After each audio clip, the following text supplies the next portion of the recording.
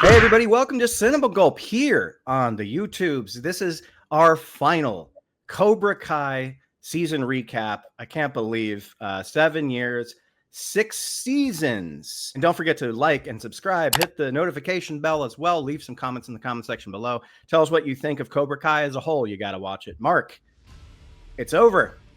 It is, and what a sweet ending it was. It was. Cheers to that. Cheers to that. Man, these last 5 episodes hit so hard, especially 13, 14, and 15. 13 has a very special moment, which I'm sure you know that we'll get into. Just amazing. Everyone shooting 3-pointers, hitting home runs, like just amazing. Almost like certain actors were waiting this entire series to give this, Kudos to those performances. I mean, they made this a wild ride and a very satisfying ride as well, an emotional one. Yes. So season 6, part 3 starts off, I guess it's supposed to be a month later after the Sekatakai brawl. Like that. There is a small time skip, yes. Yeah, there's two time skips in this part. There's the initial, like 1 month later, and then they jump more after the Sekai Takai gets put back into play, and they have to do the whole production and structuring of the event. So there is a nice little time jump which bypasses the kids. You do not see them in high school in this pretty much in this entire season, except for maybe 1 or 2 episodes in part 1. But the high school stuff's over. We don't need that shit anymore. This one focuses on wrapping up a story, wrapping up characters, and I gotta say, in episode 11, I was a little nervous at first because they do that typical thing where they get you back in, but it almost felt like they thought they've been off the air for a year or two. It was only 2 months ago that we saw part 2. We don't need like an entire restructuring of the narrative. Like the fact that you don't see a lot of characters, you don't get to see any of the kids that aren't the core 4, any of their reactions or thoughts about what happened to Quan and that whole brawl. None of those people have fucking speaking parts in these last 5 episodes. I want to say between our new sort of generation of Kenny, Anthony Lapusso, and Devin. Devin says one sentence, and Anthony says goodbye to Sam, and Kenny says nothing.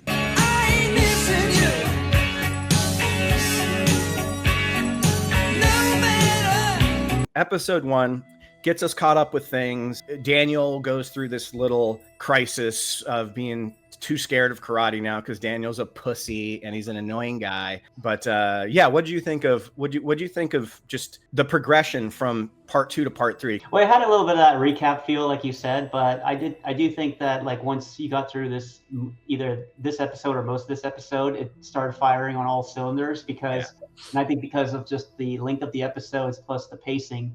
I mean, a lot of characters obviously had to get pushed to the side or just be relegated to the background, right? Which I know in some cases it would have been nice to have like gotten just a little bit more out of all of them, right? Even if it was just a smidge.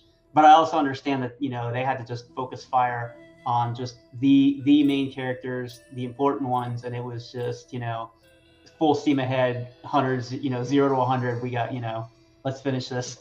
Episode 12. Johnny, it signifies he's completely turned his life around. He's a completely different person. He proposes to Carmen on the same day that her baby, and it's really cute. It's a really nice little hospital scene where he brings in this little 3-piece quartet or whatever they're called, orchestra, and they do Take My Breath Away from Berlin, which is great. It's a nice callback to Carmen liking Top Gun. And you also get a tiny, I wish there was more. There's a little nod from Bobby to Daniel and Daniel back to Bobby when Bobby passes by Daniel in the hospital room when Bobby's about to, perform the service for the wedding.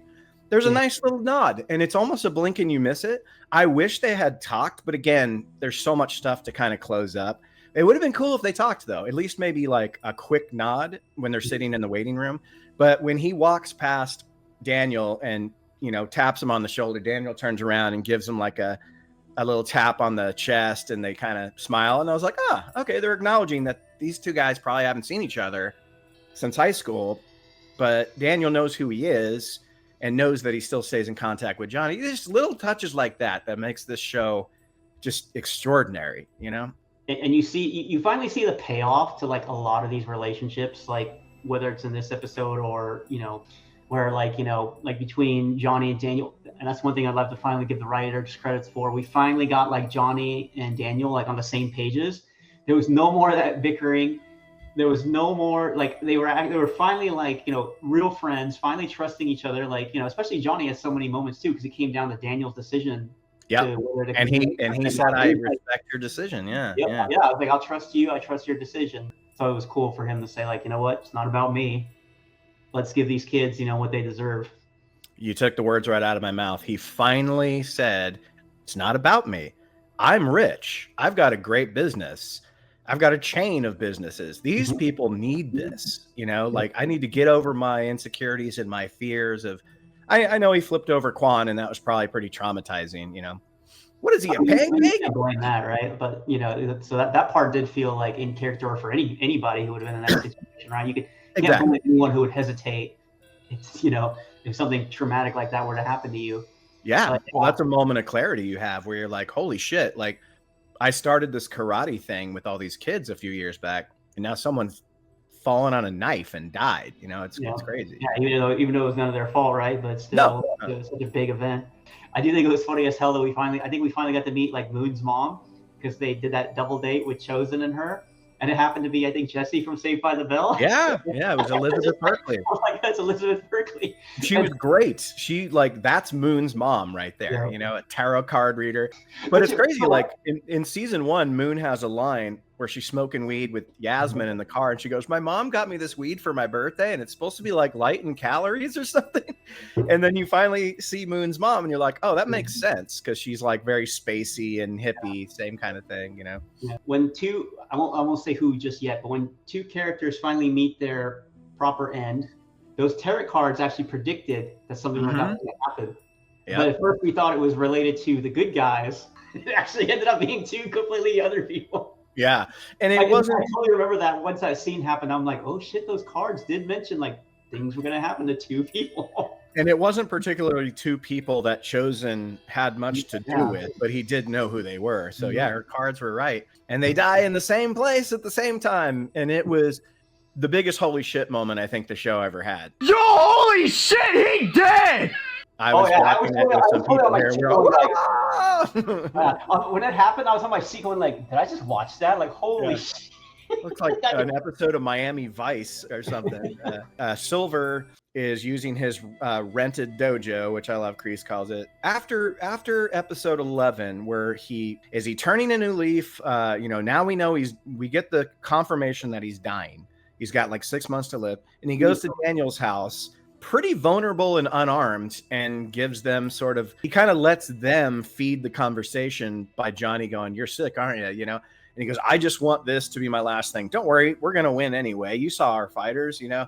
And you think like he's genuine for about 1 minute, you know? Like, 1 second, I guess. Yeah, but then all of a sudden he's a Bond villain and he's got this yacht. And I'm guessing Josh and John and Hayden had like this, either a shot of it or a real yacht that they used, but they took this shot of the yacht going through the Pacific Ocean, and they just kept using it every time they would reference Silver. So is Silver, after every tournament match, getting back into his yacht and then boating out into nowhere until he decides to come back for the next day? Like, why doesn't he just stay on the dock?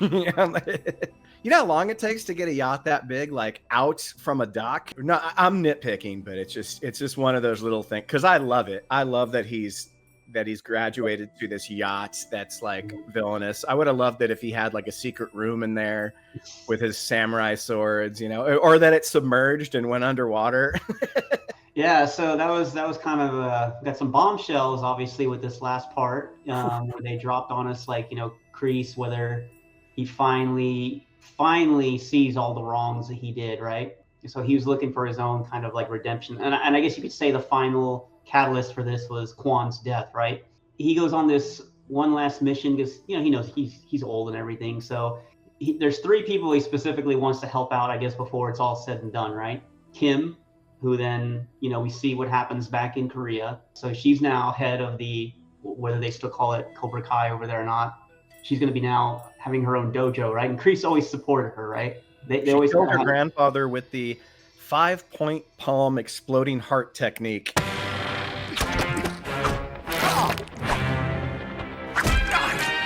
And of course, for him, the other two other personal folks left was Johnny, of course, but also Tori. You see him coming back and he wanting to like make amends and also wanting to root for them, and because he and in the end he plays an important part on how there's this twist on how the tournament can continue, which I thought was cool.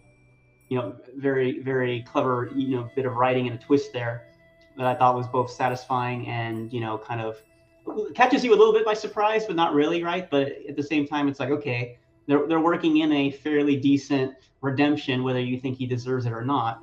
Trying to finally do some good and ride out that way, right? For him to be remembered, which also leads to some real, tearjerker scenes with specific characters. He's got nothing left, as he said when he was kind of like approached and kind of subtle, backhanded, threatening Johnny and his family, where it's like, I've got nothing. He really just wants to get this win because that's kind of the only legacy he'll ever be able to leave behind. And whether that garners any sympathy, that'll be just up to each like individual audience member. For me, it didn't really, because everything that he's done, like I kind of never felt sorry for him anymore at that point. No, and it's hard. It's hard to. He's straight up asking Dennis, the guy from Karate Kid 3, to kidnap a baby. So he is at his rope's end where he's just like, I need to.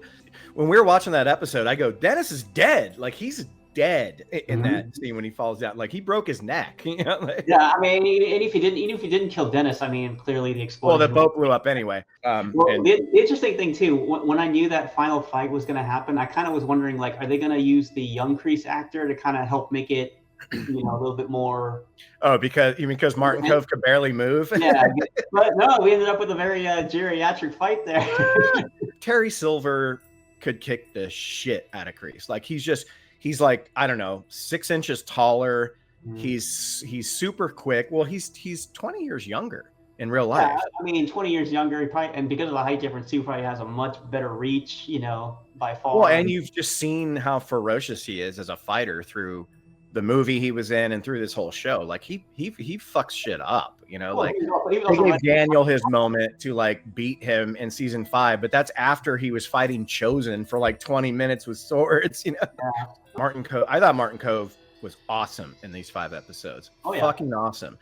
And the way he is like, I saw that look in your eye. Whatever it is you're planning with Johnny, it ain't going to happen. And you're like, yeah, that's so great.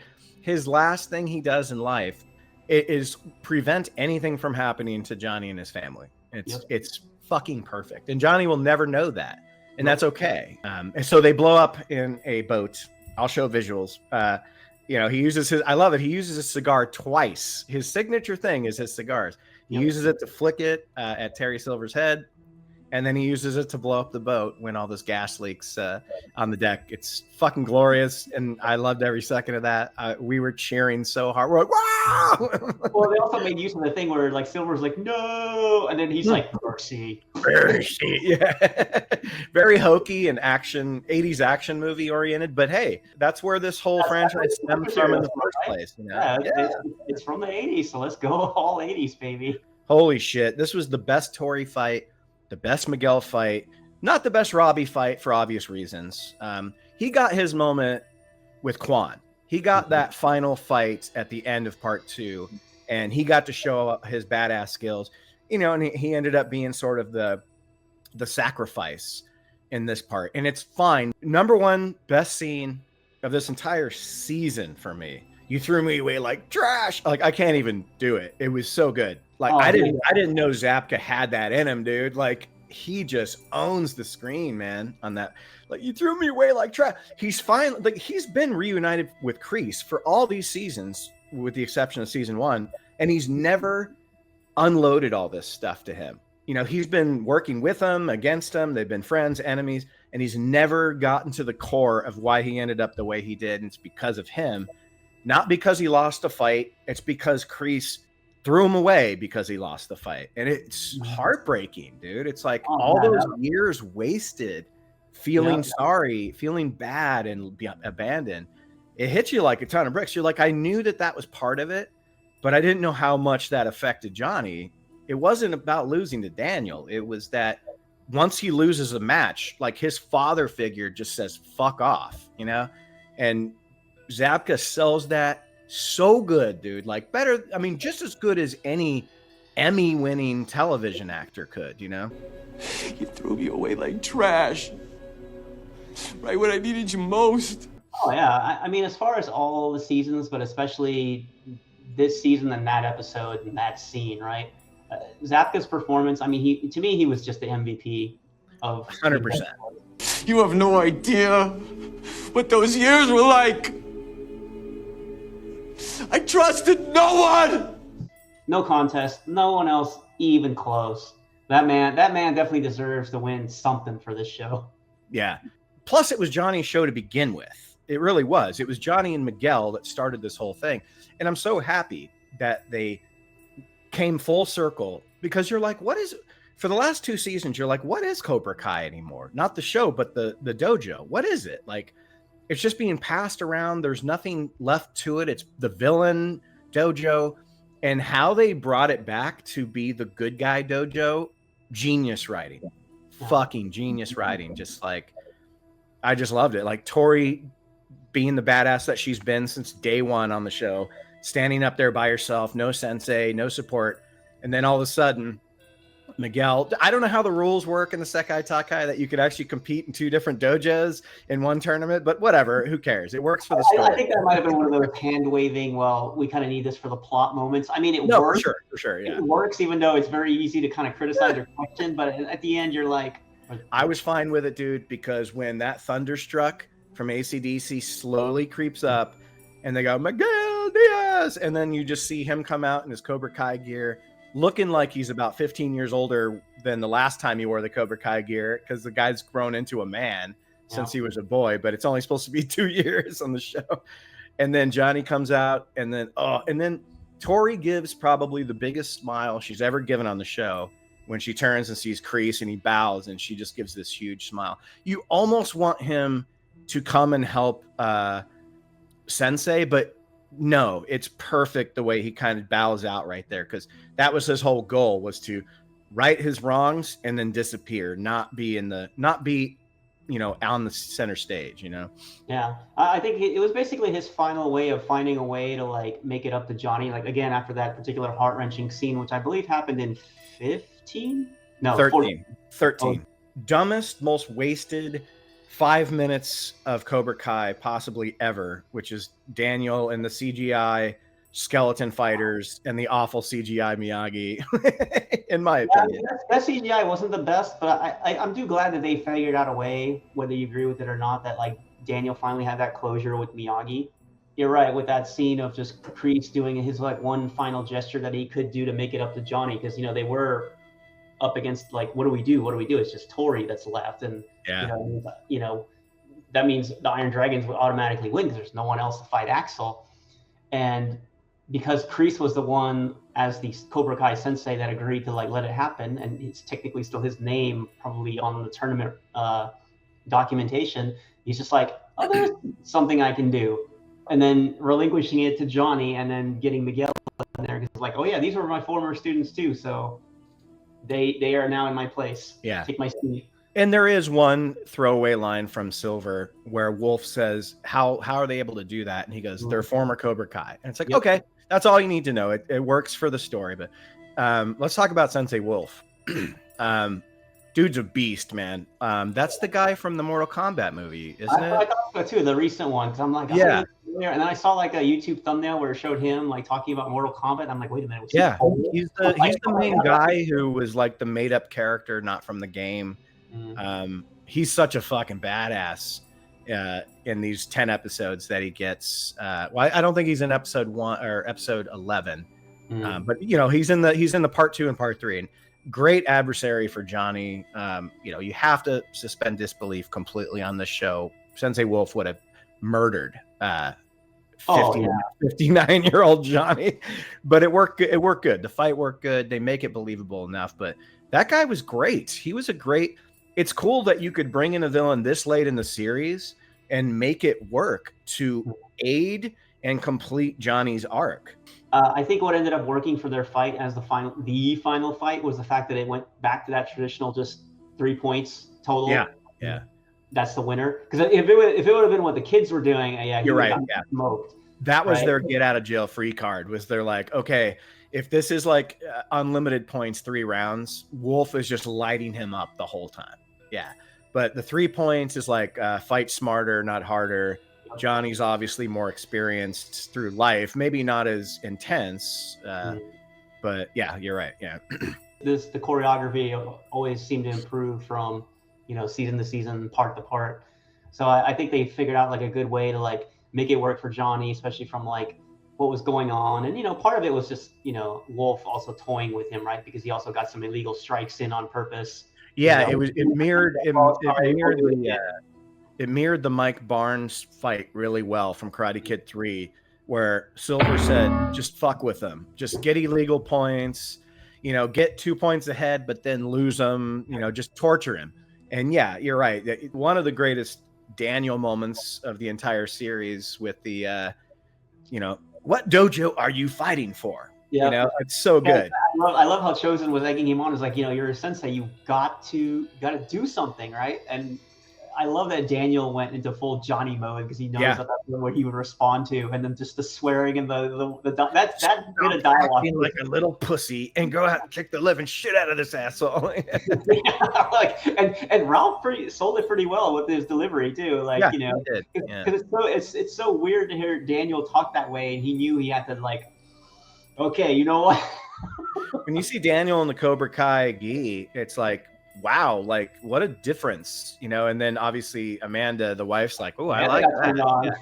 Yeah, that's hot. Yeah, I think these final 3 fights, Tori and Zara, Miguel and Axel, and then obviously Johnny and Wolf, my favorite fight scene up until this point was Hawk and Robbie in season 4 in the finals. That scene was just so well produced, and it was such an epic fight with the music rising and how they made that little tiny gymnasium look huge around them by circling the camera, and then obviously letting Hawk get the win.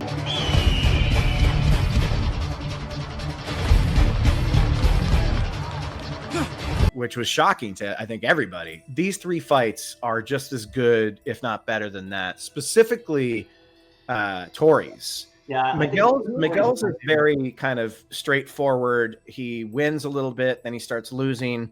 Then he flashbacks to everything from the show, which is great editing and stuff.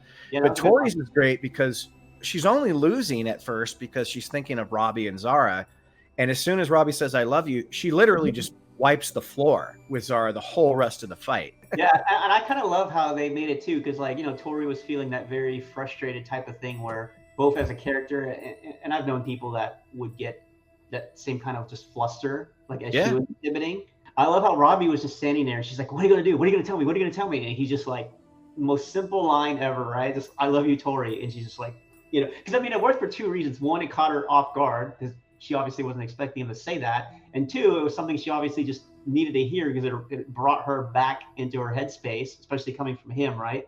So I love that they share that moment, because that moment also later pays off when the 2 of them like also share a kiss, and you see Recruiter Gal seeing this power karate couple here, but yeah, and then I love the last bit too before she goes in to kick Zara's ass, where she's like, anything else, and he's just like, no fucking mercy. I love Tanner in this whole 6th season, like just great. Like he's turned from the character that I hated the most in the first 3 seasons to like one of my favorite characters. I really liked him in season 4 because he became the villain, and you see a different side of him, and you also see how much more strong and fast and skilled he got. But then they've utilized him really well, and they let his little arc, his little his rivalry with Miguel wrap up in season 5. So that adds a whole new dynamic to like now they're a family and then they're stepbrothers. But he gets a perfect ending, like especially the very beginning of episode 11. The guidance counselor is basically saying Robbie can't get into college, and if he wants to ever be employable, he has to go to MIT, which is a Midwestern industrial training. And this applies to Sam too. They were two of my least favorite characters first half of the show, and then the second half of the show, kudos to their arcs and the writing where they became much more likable and just much better characters. And Robbie did become one of my better favorites, towards the end as well. Yeah, not so much Sam for me. She's fine. I never totally connected with Sam, but maybe I'm not supposed to. I'm not a rich teenage girl, I was always on Tori's side when it came to those two. And then when you get characters like Devin come in, I levitated more towards her because she was funny and kind of an interesting, quirky character who was also really good at karate. Even if I wouldn't say they did her dirty in the last 5 episodes, but she wasn't there. But that's fine. She's not a main character. She didn't even show up till season 4. So this was about closing out the arcs of our core 4 teenagers, Johnny, Daniel, and then obviously their significant others, and Kreese and Silver. But Chosen too, to a degree, right? Chosen too, to a degree. He was slightly sidelined, but he was always there, and he was always helping with training and stuff like that. But for the final like Sekai Takai match happening in the valley, it would have been a funny couple of cutaways with maybe a line or two of dialogue where you do see people like Kyler in the stands going like, "Those are my boys," or "Those we were best friends in high school," or just which is bullshit, or even the 3 new kids, Kenny, Devin, and Anthony, kind of like cheering a few times, but there's none of that there. I can't remember his name. The kid that plays Kenny, Dallas something. He said he went on this live stream, when the show ended, and just to do a Q&A, and he did say, he's like, "Man, I shot so many scenes in these last 5 episodes, and I noticed one after the other just being cut out." And he goes, "The only one I really wished was in there, Robbie, when Robbie's in his fight." Because Robbie's the one that basically started Kenny off to begin with, and then they had this whole journey. So I guess Kenny had a pep talk for Robbie during Robbie's fight before Robbie gets injured. And he's like, "Oh, I really wish that would have stayed in there, but you see me smiling and nodding in the background." And I was like, I get it, but those would be last minute minor closures of characters that had a lot to do with each other in earlier seasons that didn't so much after a while. But so let's be clear, Mark, my minor gripes are only because I love all these characters so much. You want more, and that's a sign of a great television show. This show probably did it better than 99.9% of shows do by sticking to landing and making you so happy to have taken the ride with everybody that my minor gripes are just because I want more. I'm just being a spoiled brat, Understandable, man. No, I agree with you. I mean, I think this is one of those rare times in like recent years where you had a show that hooked in a lot of fans and actually stuck the landing, actually gave us like a happy ending.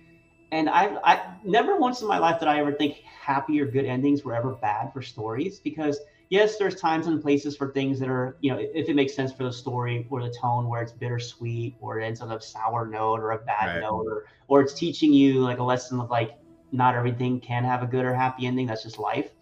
Where it's good to get that satisfactory, like escape from real life, where it's like, look at the struggles these characters went through, look at everything they had to face and overcome, and they were rewarded by those efforts with something that's happy. It makes you feel good. It can be inspirational, aspirational, whatever you want. And I do think we need more of that in our medium. Like, there's nothing wrong with having these kinds of good endings, and the world would be better off with more like it, because to me, I had a big grin on my face at the end. I felt good. I was happy. I'm like, that was amazing. That was awesome. And like you said, it makes you want more. The show's never been very dark, even at its darkest, where you do have some violence here and there, and you're worried about people's lives. And season 5 was kind of like the action season, where it felt like a movie with Silver and Chosen at the end and having the big fight. But yeah, John, Josh, and Hayden don't seem like people that get their rocks off by subverting your expectations and flipping things on their heads.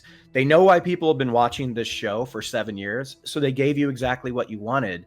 Yeah. And they're rewarded for that because everybody loves the ending of this show. That's a fan of the show. I don't think I've heard anybody go, well, it's bullshit. Like, what did you want? Like, this was the perfect thing. You're down on his luck. First time you see him in season 1, episode 1, he's like passed out on the floor next to a Coors Banquet. He's unshaven. He has a shitty job. He's a complete loser. And now he's winning the most prestigious like karate tournament in the world, I guess, or one of them or something like that. At least in the Karate Kid universe, right? So. Yeah, it's fucking perfect. It's like, who cares if it's predictable? The show threw you a lot of curveballs that were not predictable. Yeah, there were curveballs. There was good subversions, right? I'm not against subversion, but it just needs to make sense. And just like anything else, it's about moderation, right? You don't just do it for the sake of doing it, and you don't do like one after the other because we've seen so many of those where it just doesn't work. Just like you said many shows ago, there's good fan service and there's bad fan service, right? It shouldn't be a dirty word. If you do it well, people love it. And even non-fans end up loving it, right? Like, this show did subvert your expectations, and one of the greatest, if not the greatest example, was Hawk winning the fight over Robbie and getting the title. You didn't think when this show started and you see Lip hanging out with like Cosby sweaters and he's so nerdy he can't talk. It's a Cosby sweater, a Cosby sweater. 4 seasons later, like winning like the All Valley in a very convincing way. Like he won that fight. Mary Mauser is diabetic and has been having some issues with that, so maybe that contributed to why she didn't fight. But for the story, it worked perfect. She doesn't need the Sekai Taikai. She's going off to Okinawa and then to college and then to big things. And I think it also worked out well to where her friendship with Tori ended up too, where she wanted to do this for her friend. She wanted her friend to have a chance at not only winning because it would improve her life finally, something good would finally happen, but also getting back at Zara, right? It was a 2-for-1. Like, give it to me, baby, nice and slow, climb on top, ride it like Zara / Reina. She's fucking amazing, dude. She's like a 4th degree black belt. She's won like every Taekwondo like women's championship ever since she was like 6 years old or something. I think a lot of people refer to her as like the female Bruce Lee. I've heard that too. Yeah. When you see her doing her thing, I think Tori calls her like the human tornado who kicked me in the face while blowing kisses at her fan. When you see her doing her thing, you're like, okay, Tori, from what we've seen in the show, cannot beat this person. But again, she uses that aggression that comes back out. A lot of the kids throughout the series were teaching themselves flips and things like that because like Johnny and Daniel didn't do flips, so like where'd those kids learn it? Well, they learned it on their own. Some of these characters can do such crazy agile stuff, but what made it convincing that Tori's character could win is it's the classic, and I remember this from my own training. It was like, the circle and the line. You use the line to beat the circle, but the circle can also beat the line. So if someone's being super flashy and everything, it actually is in your best interest not to be counter flashy, but to like Tori just buckle down, stay down. And you saw like once she was ready to fight again, she didn't move much. She was just like this, just watching Zara, watching and waiting, and then bam. A nice little subversion, perfect subversion of expectations is when Johnny is in the fight in the final moments. You think he's going to do a crane kick, and I would have honestly hated that if he did it. I was so stoked that he does the sweep the leg, dude. It's like, it's fucking perfect. That was a great callback, but I don't think he was ever going to do the crane kick. But but they made it seem like he was. Yeah. Well, partially. Like I never thought he would, but they were doing the whole like juxtapositioning where like he was almost assuming the exact same stance as he did versus Daniel all those years ago. And I thought, or it makes you think that he's going to be Johnny and do his usual, like, all I know is how to do is charge, right? Then he takes one look back at Daniel for a moment, and Daniel's like, wait for him to come to you. Yeah. Yeah, and then you see Johnny slowly change his stance and back up and slowly change his stance because Wolf's doing all his, like, I think he was going to do that one move. He was going to try to kill him. Yeah, he's going to like break his hit, right? Yeah. Yeah, so he knew he's coming at him, so he's like, okay, this guy's about to charge me. I'm going to do what my sensei is telling me to do. And it won him the fight. What character won the whole season, not the series, but the season for you? For me, it's obviously Johnny. Yeah, I mean, it's Johnny, hands down, number one. Okay, after Johnny, it's got to be Miguel, right? Yeah, I would say Johnny, Miguel, Or and then Tori. like Robbie and Tori tied third. Yeah, I got to go Miguel. I love that character. I've been rewatching season 1, and when you juxtapose that with where he is in season 6, Yep. it's unbelievable. Like, Zolo is awesome. I hope he has a really good career. He's got so much charisma and acting chops. I love Miguel as a television character. Mhm. He's one of the most like likable, sort of complex, at least for Cobra Kai, and watching him grow up to become this champion, and how he goes from like nerdy to ambitious to agile to frustrated to kind of evil slightly, and then go back to merging the agile and the confidence, but going back to sort of a toned down, mild mannered kid. I thought Zolo nailed it as far as like just a perfect new character, that you didn't know until the show started. I'm so good if it's just done. It's perfect. If I had to play it safe, I would rather be let's be done. Yeah, because it's perfect. I mean, if you want to do like a Tori and Robbie travel the world 6-episode spinoff in karate fights, okay, maybe. I mean, it's not going to damage anything that came before it, but I don't. In line with what they're doing, right? Because the lady even said, like, you're not just doing this promotional stuff; you will be participating in tournaments. Yeah. So it makes sense that they're still fighting. Yeah. I mean, that could be kind of fun, but I don't need to see Sam and Miguel in Okinawa. I don't need to see Hawk and Dimitri at Caltech. The binary rose Caltech. I want Zabka, now that he's done with this, to flourish before he gets too old. Like, this is his time, dude. He needs to start. People need to start hiring him for stuff. Like, he could still play a 40-year-old guy. So No, I hope he gets some opportunities. I mean, be well. He should. Yeah. He carried this fucking show for 6 years, There's a specific dialogue in Karate Kid 1 where when you first kind of get introduced to Johnny, he's talking with his Cobra Kai dojo high school buddies. And, I know where you're going with this. Yes. Yeah. So now it's their senior year, and he's like, "Well, Johnny, but you're doing this, and that." He goes, "You're like an ace degenerate." And he's like, "No, I'm gonna work out. I'm gonna be an X degenerate." Hey, Bobby. No thanks, pal. Johnny, who you kidding? You're still the ace degenerate. No, ex-degenerate, man. I Yep. went back and I saw the titles of the very first episode and the very last episode: Ace Degenerate, X Degenerate. Yeah. That was brilliant on their part for that callback. Episode 2 in season 1 is titled Strike First. The second to the last episode of season 6 is called Strike Last. Respect the material and the characters that they are inheriting. This is the kind of quality we get in the end, and we deserve as entertainment. Not the shit that we've had to suffer through for the last 5 to 10 years across so many fronts, where in recent years, I've been watching TV and movies less and less and less because I can't find anything worth a damn to watch because it's so bad as far as talent and things like personal politics and other politics invading it. You've got people writing from such bubbles that don't really exist in the real world. You brought up a great point, and since this is our last show we're ever doing on Cobra Kai, the show managed 6 seasons, not only without having to bend a knee to any messaging of any kind, it actually was able to get away with making fun of a lot of it. Yep. Don't worry, man, I'll be awake. No, woke, be woke. Like that whole thing where Johnny's talking to Piper and he's like, we're here to tear down the male patriarch. And Johnny and Miguel goes, I don't know you. Do you believe in all that? And he goes, do I look like I pee sitting down? Like, they managed to poke fun at it the whole time.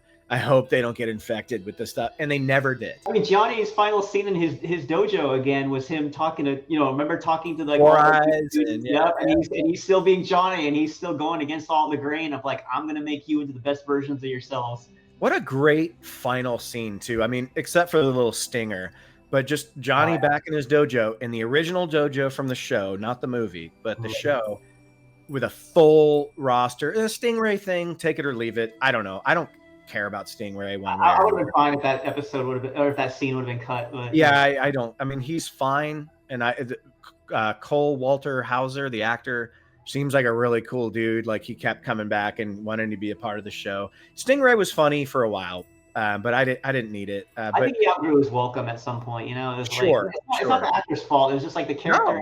No. Like, yeah. But Johnny just back in there walking around insulting people. It's like Miguel, even though he's world champion, he used to be a nerd like this guy. Well, maybe not as big of a nerd. a little, just a brief moment on that very, very last scene. I love how it ends with like, Johnny and Daniel finally solidifying their friendship. And you see that, both Miyagi-Do and Cobra Kai are working in tandem, right? Where one's focusing on offense, one's focusing on defense. I love that they share curriculum, even share students, because, they're discussing how there's like, what they're going to do with the next All Valley that's coming up. And I love how Johnny leaves for a moment and Daniel has this flashback, with Mr. Miyagi about memories. And it's a scene where, the chopstick and the flying scene, right? So I love how a fly enters the scene and Daniel's right about to, catch it. And I love Johnny just coming back at the right moment, doing the complete Johnny thing of like, got him. But No mercy. No mercy. But I love how the best part was super subtle, where he sits back down after smashing the fly and even shows it to Daniel. And you could tell, like, it looked like his hand then wiped it on the table. I noticed that too. Yeah. And you just see the look on Daniel's face, like, okay. A lot of people were like, "Oh, is that when like the Hilary Swank character is supposed to show up?" I'll be, we haven't even brought that up. I'm so glad that didn't happen. First of all, I never saw that movie. I don't really know. From what I heard, it almost is like not even like, yeah, Miyagi's in it, but he has like a different name and like they fight a different. I don't know. I never even. Well, he's Miyagi, but his first name's different. I guess there's a couple ways they could have wrote her in, but I'm not a huge fan of Hilary Swank. I didn't see that movie. I guess her name is Julie Pierce. We don't even know if Daniel ever met her. And I guess Hayden and Josh and John tried reaching out several times, but she never let them talk to her, only her reps. And she just declined and kept saying not interested. So fuck her. Like, we did not need her in the show. Every single person that you could imagine from the movies was in the show.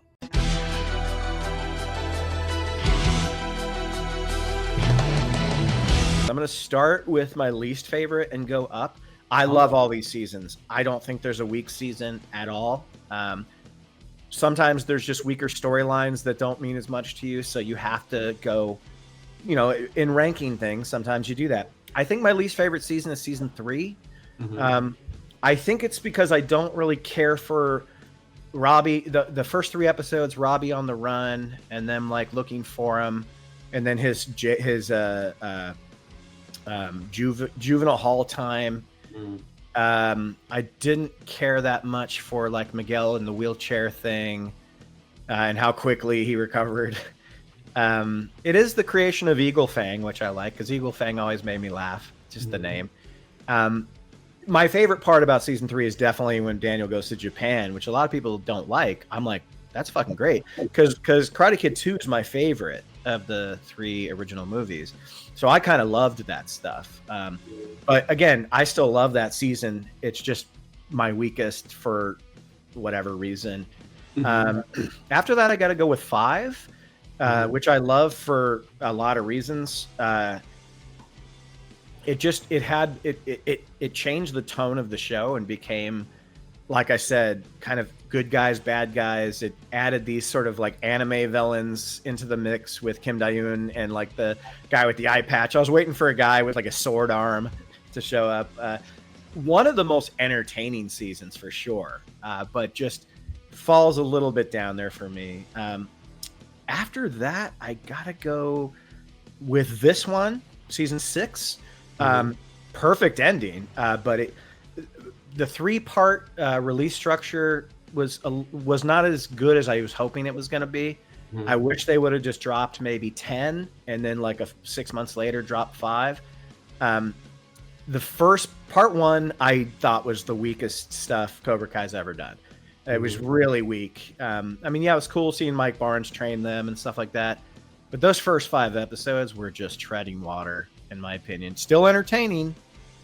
Just, like Devin putting the shit stuff in like Kenny's drink. It's just like, I don't know. I don't necessarily, I don't hate any of it, like I said, but so I got to go with 6 for that one.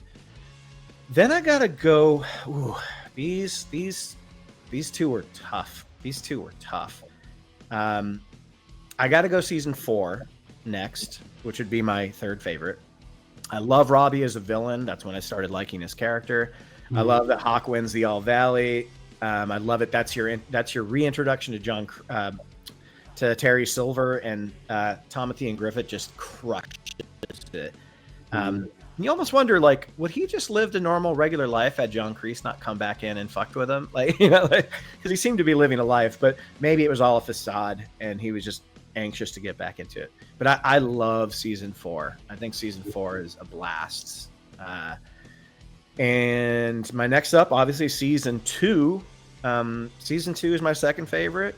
It's just a really good continuation of season 1. It has the same highs, and Johnny's still pretty much exactly the same. Some of my favorite episodes are in season 2, like when he goes on his first date with Carmen, and then Johnny and Amanda show up at the Mexican restaurant. It's awkward but hilarious and entertaining, and you're like, oh, they're gonna become friends, and then they don't. And then the school fight was the first time you're watching Cobra Kai, and you're like, oh fuck, like what's going on here? Because you had a lot of brawls afterwards, but that was the first like brawl that wasn't like a tournament. You're like, holy shit. And I liked it that it was summer, and it was when you first see Daniel actually like training students at the Miyagi-Do, and I just had such nostalgia because season 1 you only see the Miyagi house at the very, very end of the last episode, and season 2 was like the whole thing was the Miyagi house, and I was always just fascinated and in love with that house when I was a kid. I'm like, God, the backyard's so amazing. You never really learn the interior structure too much of it, except for like maybe a room or two, but it's all about the outside. It's so cool. So you have a big soft spot for that. And then season 1 is just one of the greatest 10 episodes seasons of any show I think I've ever seen. Like, it's brilliant. It's fucking brilliant. like I mean, just the way they got that made on YouTube Red, or whatever it was called, YouTube Red, YouTube Premium. Hayden, John, and Josh like going to Ralph and going to Billy and just saying like, we need your input. Like, you guys are as much creative control as we are, because we can't do it without you. Yep. And it worked perfectly because they all just sat in rooms and listened to each other and took each other's advice, and look how well it worked out. Like a lot of people say when it got to Netflix, it lost a little bit of that season 1 edge. It might have, because YouTube just let them do whatever the fuck they wanted. When it got to Netflix, I still don't think Netflix really got involved too much because the show was so great. And it doesn't seem like it anyway. Yeah, it didn't really seem like it. So if I'm starting from the bottom, it would be 3, 2, 4, 5, 6, 1. And ooh. And the reason I'll at least mention, so we both had 3. We both had 3 last though. But and when I thought about it, I changed that one actually kind of recently, because 2 was for a while my last one. But I mean, 1 and 6 being the 1 and 2 spot. Like number 1, same reason as you. It's like it's such great television, such great writing, such a great reintroduction to these characters. And it's the thing that started everything in motion. It hooked us all in. It set the bar. The quality was there. They got the right people in the right places, from the creative team to the actors. Bringing their characters back to life again. How can you top that, right? Because that's what brought us all back in, right? And the reason I give 6 the next slot, and not just because it's current, but if I had to pick any singular reason, it was because of the ending. Whether we got I get that. Ending that stuck the landing and left anyone who enjoyed everything up to this point probably happy and satisfied. If the last 10 episodes of season 6 were the whole season, them going to Barcelona, and then the last 5 we got, it would definitely be number 2 where it is on yours. When it comes down to it, when you rank these seasons, it's only because you have to rank like, where's the story going? You love the journey everyone's taking the whole time. but it just has to come down to where's the story going. But yeah, I mean, this is also one of those like great rare cases where we've got a new piece of media that I know I'll always love and cherish, and it's something like, okay, here's another mark of quality for me. Is it something that I ever want to rewatch at any point ever again? And the answer is yes. It's so easily digestible, and I don't say that in a way that it's simplistic and stupid. Mm-hmm.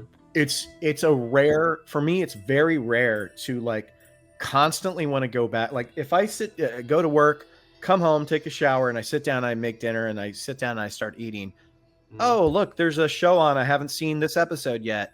Oh no, I just want to watch Cobra Kai. Oh, what season do I want to watch? I'll drop myself right in the middle of any season because I've seen them so much, and I'll just sit there and watch it and just enjoy it because it's not challenging. It's just like it's so pleasant and enjoyable. Anyway, final thoughts for me. I'm so happy that this final season went back to the roots, which is Cobra Kai. I'm so glad because Cobra Kai got lost in the shuffle at some point. And the fact that the show, the runners and everybody's like, no, this show's called Cobra Kai, motherfucker. So Cobra Kai is going to come out on top and, remembering that it's the heart of the show. Johnny Miguel and Cobra Kai are why the show exists. They're the heart of the show. They always have been. And I'm so glad that the showrunners didn't forget that. And we got the Miguel fight. We got the Johnny fight. Tori being a second season drop-in became the most relatable character on the show because she lives in the slums and her mom's sick. I don't know. Now that she's famous and traveling the world, I wonder what happened to her little brother. They never say. I mean, it's obviously one of those details where they had to kind of just skip, right? Because there's so much. I hope her aunt doesn't take the kid because remember when her aunt shows up. I mean, obviously, if they could have just cut away and even shown a moment of that would have been cool. And like we were saying earlier, maybe there was a scene that was shot, but it just ended up, I think they're bummed that they even wrote in a brother character and just hoped people would forget there was a brother because we never saw. But I mean, Tori's character is very much kind of like a Peter Parker type character, where it's just like anything possible that could go wrong does go wrong, and. With this season, with the exception of the VR training 90s laser tag vest, that was the stupidest shit. Yeah, I mean, I laughed because it felt in character for Hawk and Dimitri, right? I mean, that's going back to their roots of like. Yeah, it is, and it was a moment for that. It was a moment for them where they said, if we're going out, I'm glad we're going out as senseis, and it's like, it was their moment to like help Robbie. It was great. It just was a stupid device.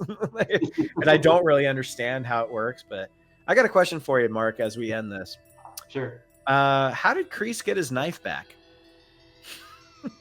Like his knife was the #1 piece of evidence in a self-inflicted murder during a big karate battle, but he just has it. Yeah, I mean, I guess it's something that just he would have never laid his hands on that knife again. I'm just saying. Yeah, I mean, realistically, right? It probably would have just ended up in an evidence room. So I don't know. I guess it's for the sake of the dumbest nitpick, Mark. It's the dumbest nitpick to end on. I just thought it was funny. What a wonderful 7 years, starting on YouTube Red, moving to Netflix. Watching the kids grow up, watching the stories develop, watching the characters develop. I cannot praise this show any higher. I think it's one of my favorite shows of all time, Mark, and I'm not even just saying that. It's probably. I had to answer a question in jury duty recently where they actually had us answer the question of what's your favorite show, and I actually replied with this during the selection.